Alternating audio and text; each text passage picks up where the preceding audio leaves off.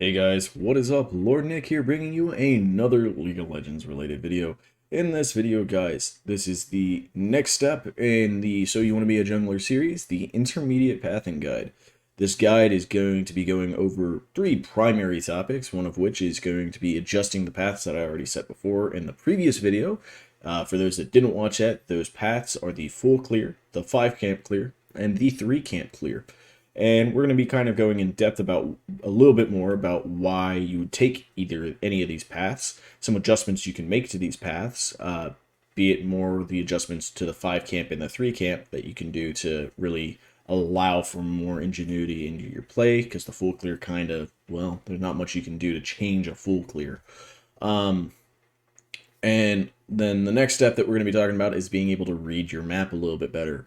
You're going to be also looking at changing some itemizations that can allow you to make it easier to read your map better. And this is kind of a step up for changing how you might want to start the game, depending on what champion you're on and depending on how comfortable you are on your champion. The last thing we will be talking about is a new jungle path. I know I said I was going to do one or two. Well, we're only doing one new jungle path in this video because I feel like this is kind of the next step path that you could take. And then the ones after this are going to be either adaptations of this path or just something that's a little bit more complicated and harder to pull off. So the path that I'm talking about specifically is an invade path. This is a topside invade oriented path, and we'll be going into the why you do this path and some of the benefits that this path has and some of the pitfalls this path has. So there will be timestamps below, guys. Feel free to jump to any part of the video that makes a little bit more interest, piques your interest a little bit more possibly, and hopefully you guys enjoy the video. Alright guys, so let's start off with reviewing those paths that I talked about before, guys. So previously I had mentioned there were a couple of, oh, let me go back and grab my items here, I'm an idiot, sorry. But I previously mentioned that there were three main paths that you kind of want to stick to when you are a new jungler. Those paths being the 5 camp clear, the 3 camp clear, and the full clear. I kind of did those in reverse order there. But we kind of needed to talk about what each of those paths actually allows you to do. So, for instance, the full clear is beneficial to somebody who wants to gain incremental advantages by being able to farm. These are generally people that have one of a couple of weaknesses to them. One, their ganking is kind of abysmal, be that the case of Karthus and Master Yi, who just need a lot of lane setup so that their ganks go well, or just a perfect wave state for them to be able to do a gank. Or somebody who just is obscenely fast at clearing it, be that the Udyrs, the Morganas, and the Rumbles. People who can do these clears super, super fast, which allow their camps to spawn faster, which allow them to start their second clear faster than the opponent, and just start building tempo by gaining a 20 to 30 to 40 farm lead on your opponent. There's not a whole lot of adjustments to make to this path other than where your start location is. You can start towards the top side because those people that are generally good at doing this path can generally do it without a leash. Or what you can also be doing is potentially look to start with a adaptation of the invade path that we'll be talking about later and turn it into a full clear. But mostly for the full clear, there's not a whole lot of adjustments to make. Initially, it's just going to be really your start point that you will change. And depending on what type of champion you are, will determine that. Somebody like Trundle might want to start towards his blue side, wherever his blue camps are, just because he kills those camps a lot more efficiently and a lot easier than, say, these camps down here. Though with the changes to Smite, that's actually not as true as it used to be. But either way, you might still want to look into that. And so being what your champion is will change the way that you start your camps and where you should start your camps if you want to become a little bit better of a jungler. The next camp clear that we should probably talk about is a 5 camp clear, right? This is the one where where you skip your Krugs and you just kind of finish up your camps. The reason that this one will be taken over a full clear is one of a handful of reasons. A champion who does not have the ability to full clear particularly well, or like can't do Krugs particularly fast, will generally skip the Krugs unless they themselves have no ability to potentially gank. And the reason you'll skip it is because it allows you to keep pace generally with the enemy jungler, and you'll be able to watch kind of where you expect them to come out and allow you to change your path accordingly. So the 5 camp means you're going to generally stick to the camp progression of a full clear, kind of how I'm doing a full clear right now, exception you skip the Krugs, and then kind of hover towards a lane. And hovering, guys, is where you're going to kite your camp closer. One, you need to be able to kite your camps closer to where you want to go next, but you kite your camps closer to whatever lane you want to be near. So for instance, if I'm doing my blue here, but I want to be closer to my top lane, I need to kite my blue up here and just bring it to this side here so that, you know, when I'm ready to go, I can just, you know, potentially, I don't know, Q smite and then run up here and get a gank off. And look at how this is positioned, the wave is pushing in. This might actually end up being kind of a good or bad gank. There's so many minions here, your top lane might peel you off, tell you, hey, don't come here, I don't want you here, there's too many minions. In which then you can be like, okay, and you peel off to go do more camps.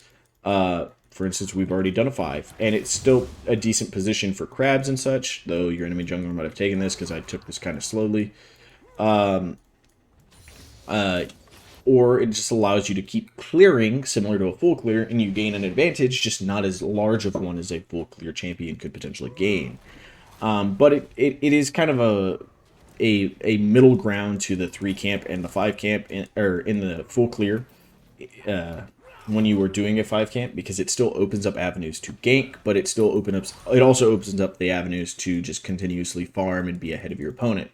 You don't have to take as much risks with a 5 camp clear as you do with a 3 camp, but you don't gain as much of the advantage of a full clear. But its versatility is there. So, you know, making those adjustments is going to be something that you need to do based off of your ability to read the map, which is something we talk about in the next segment a little bit more. The last one that you can make adjustments to is a 3 camp, and the biggest adjustment you can do to a 3 camp to make it a little bit better is you take your bot side camp.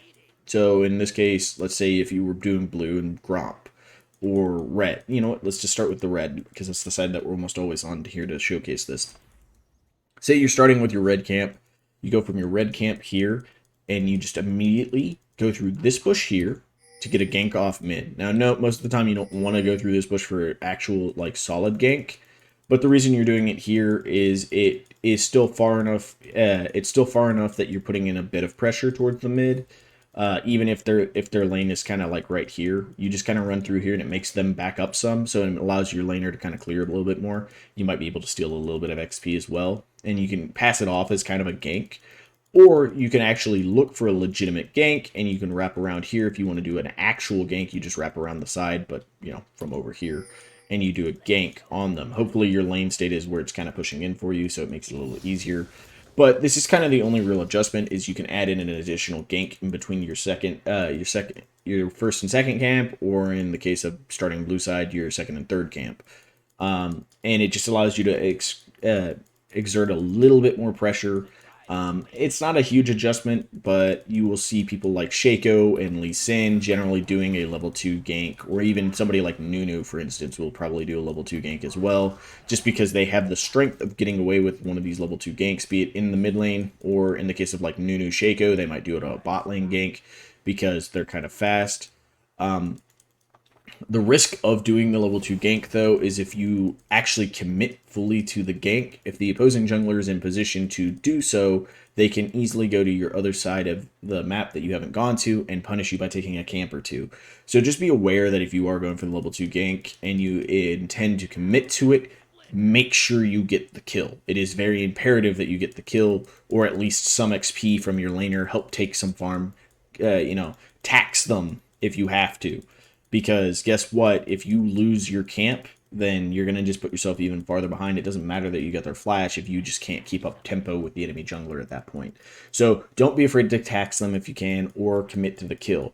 Don't overextend. Overextending would be like if they manage to blow a flash and they're right here and they still have, it would still take like 3 autos from you to kill them. Don't flash in and hope to get those autos before the tower kills you, because if the tower kills you, then it's just easy for them to take your camp from you either way. If they've blown their flash there, then what you do is you revert over here to stealing some of their minions and gaining XP by leeching it off of their lane a little bit, help them shove it out. It allows your mid to reset a bit, and it prevents the enemy jungler from thinking that they can invade because, well, they just lost pressure from their mid. They shouldn't really look for an invade. You should have numbers advantage.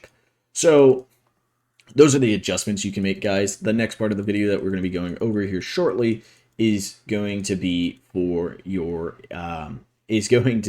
map awareness. So we'll be getting into that topic here. All right, guys, let's talk about map awareness. So map awareness, for those that do not know, is that key ability of yours to track the enemy jungle, track what's going on in your different lanes, and being able to affect those lanes through your knowledge of what's going on and what you can do to help them.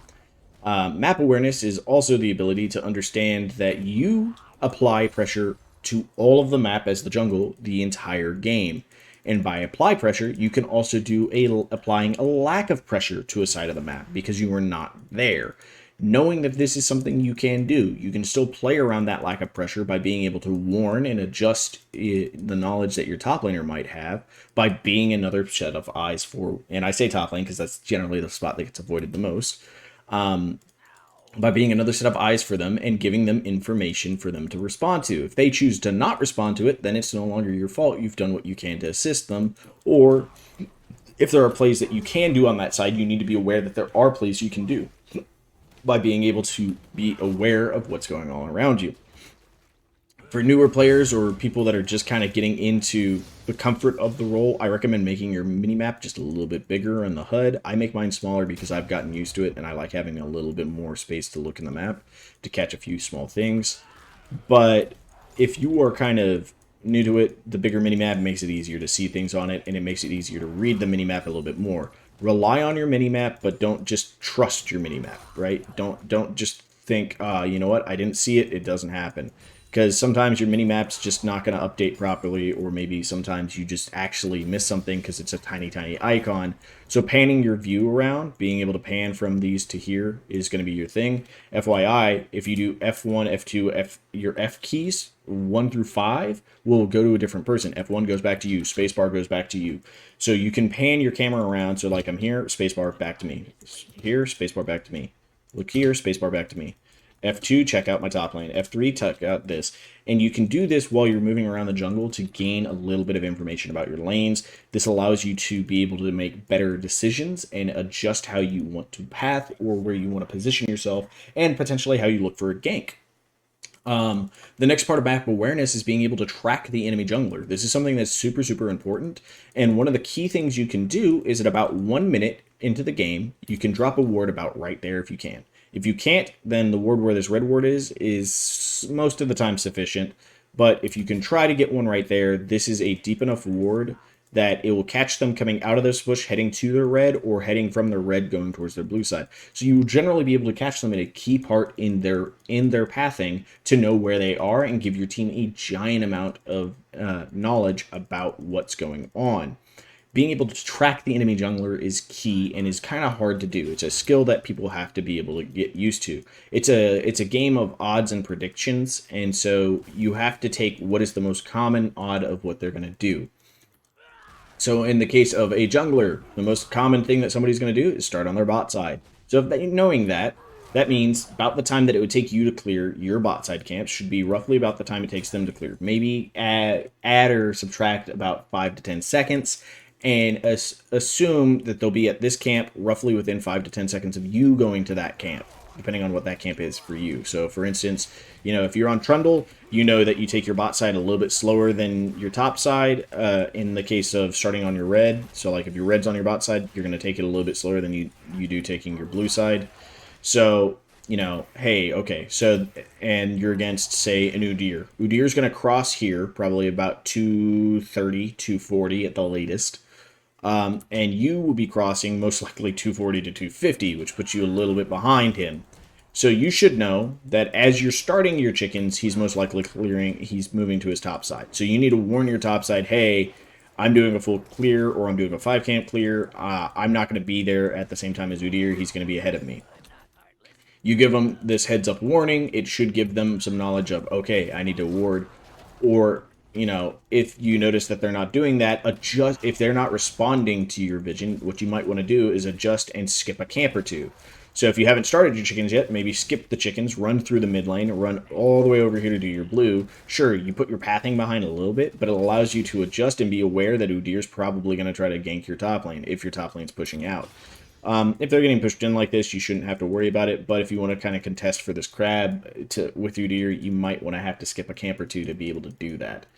Um, Note, adjusting what path you take will also allow you to be easier for you to be more map aware, because it's kind of easier to keep track of the areas that are not too terribly far from you, right? Like, it's so much easier to pan your camera like from your chickens to your mid, just because you're at your chickens, it's right there, than it is to pan down here and then when I have to press spacebar to get back here. And doing a quick glimpse like this doesn't always tell you enough, and so sometimes some people will get locked into the idea of looking at this for too long and then going back. It is getting used to using your camera on unlocked, and as a jungler, I recommend unlocked more than anything else. It's probably the best way to do the jungle. Anyhow, so tracking the enemy jungler is going to come down to also vision control. So knowing where to place visions, where they're going to place visions, being able to deny them vision, being able to deny them knowledge of where you are. Okay, so you have these little cool plants here that allow you to sweep. They'll spawn here, they'll spawn here, they spawn here. Sometimes they're good, sometimes they're bad. If you are in a spot that's very predictable for you to be, for instance, you got caught on a ward and you know you got caught, or you were just fighting towards the side here, you might want to just use this to keep track of your enemy jungler and to catch what vision they have here. Meanwhile, if you've been able to sneak around and they have no idea where you are, or you're pretty positive they've never been able to track where you've been, maybe they're trying to make plays in certain spots, and you want to say their enemy jungler's up here, and you want to go for this dragon. It's not a good idea to hit this plant. You hit this plant, even if it is good to clear the dragon pit, they're going to instantly know. So even if they don't have a ward, so like in a situation like this, they don't have a ward, there's nobody here, but if they don't have a ward, what that's going to do is that's going to alert them where you are.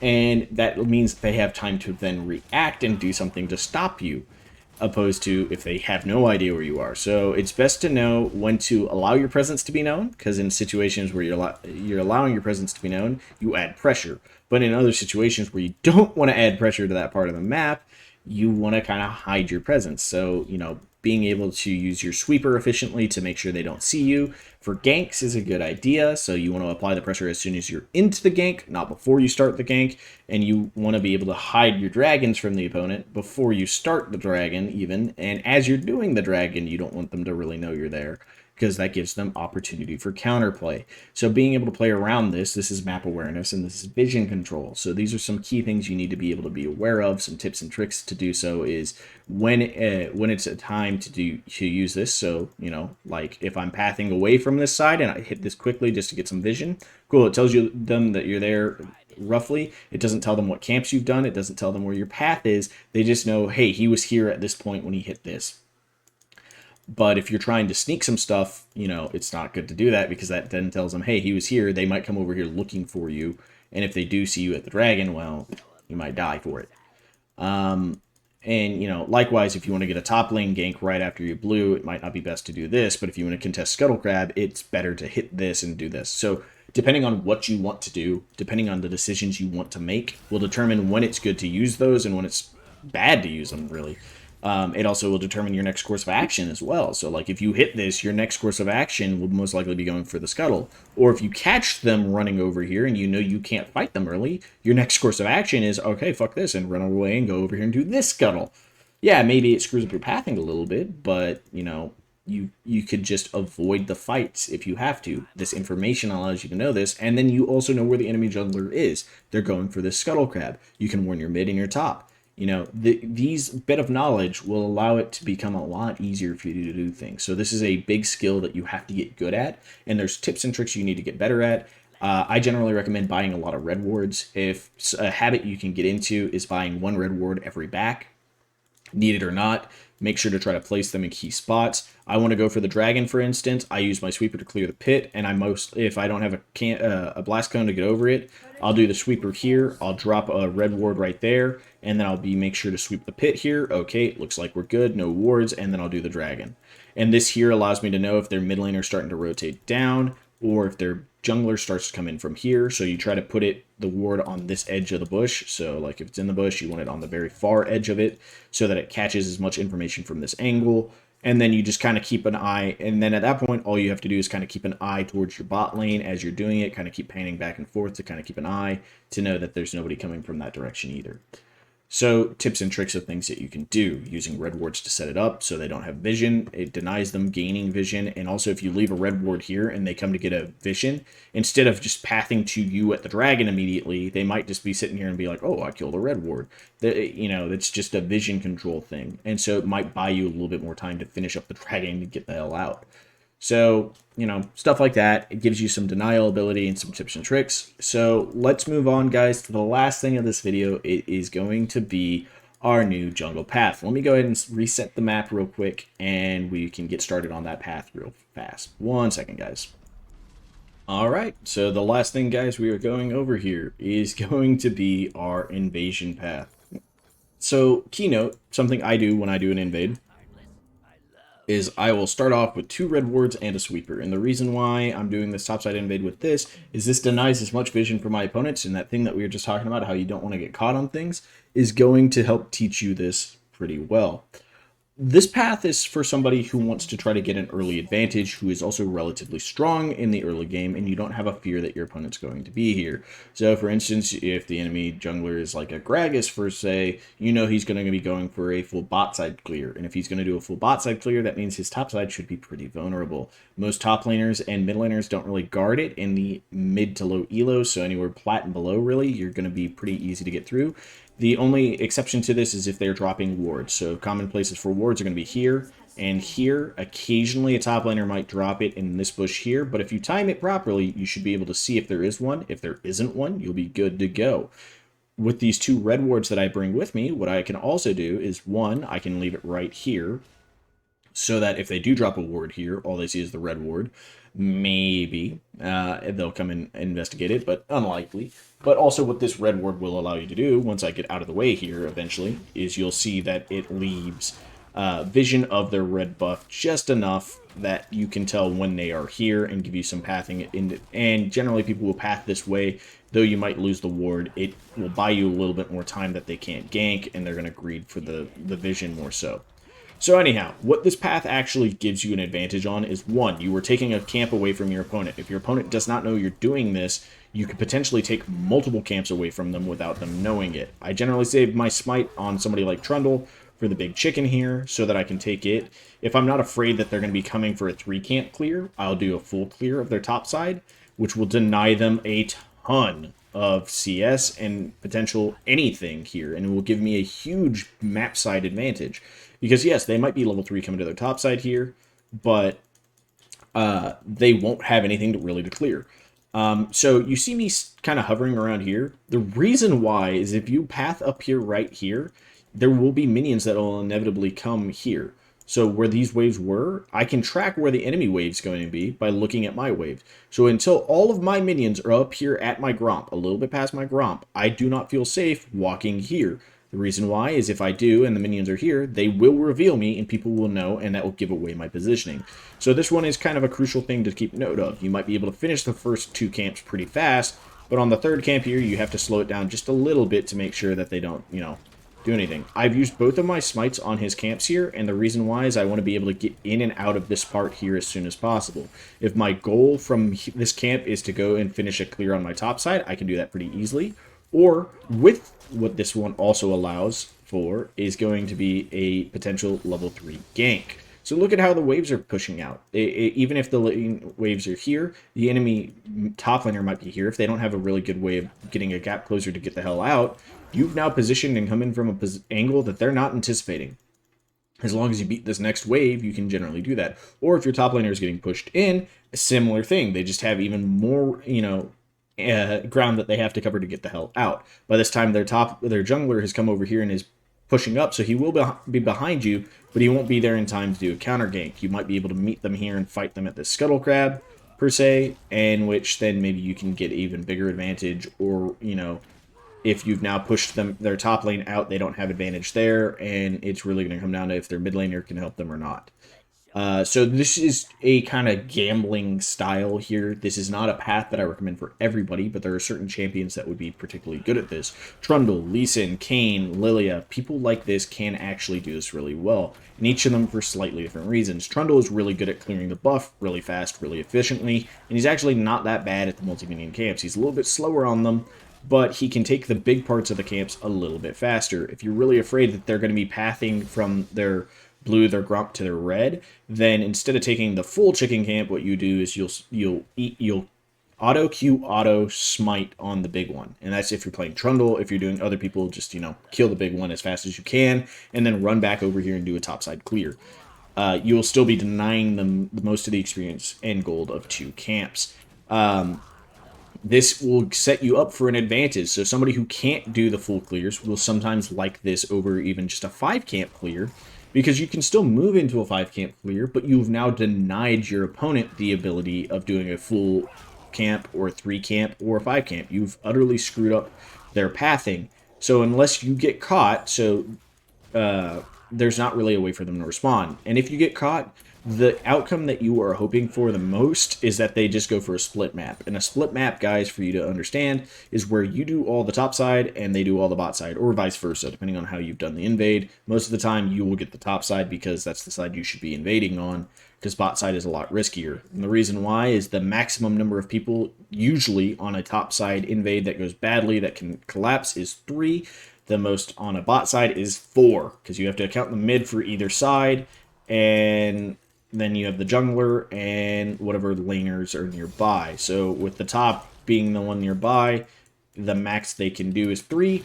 If the bot's nearby, there's 2 people there. So it's always riskier to do a bot side invade, and there's more chances bot side fails. Top side is generally a lot easier. A lot of people don't really protect it as much, and if they do, it might just be a vision. If you get caught by the ward, what's best to do, so like if you get caught by this ward, kill the ward here, and then start, as you kill the ward, start pathing back this way like you're going to be going back down. This will usually trick them into believing that you are pathing back out. Most of the time, the middle laners won't come and try to recatch you, and then you just do a late invade, which is about 115 to 120.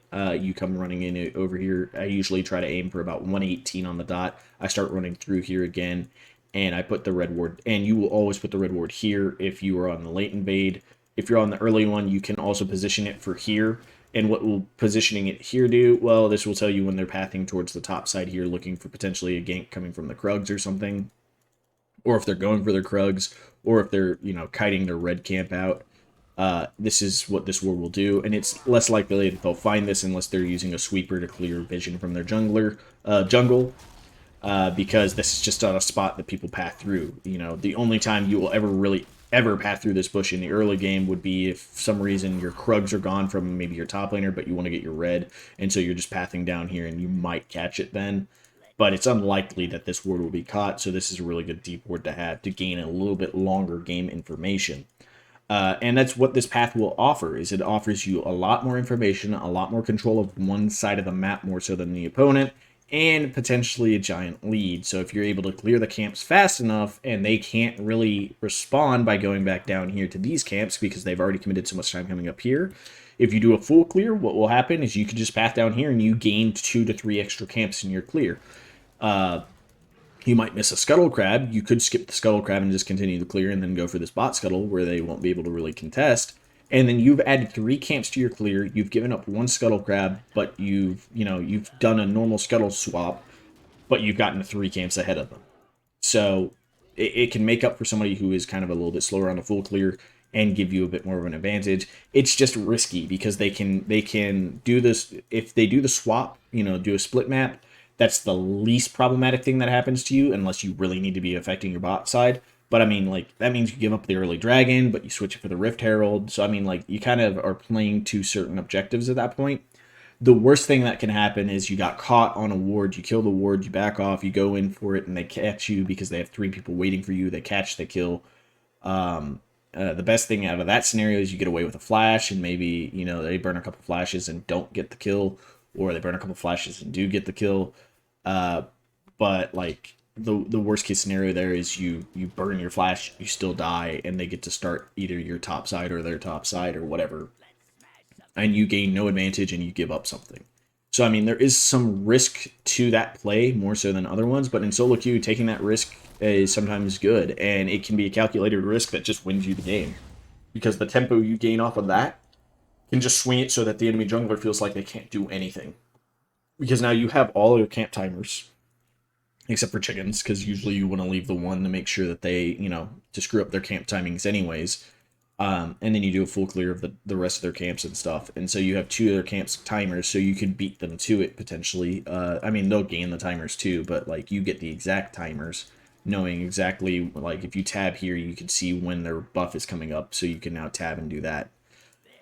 So there's a lot of advantages this one offers. There is some risk that this one offers, but just be aware that this is another path you can take to try to.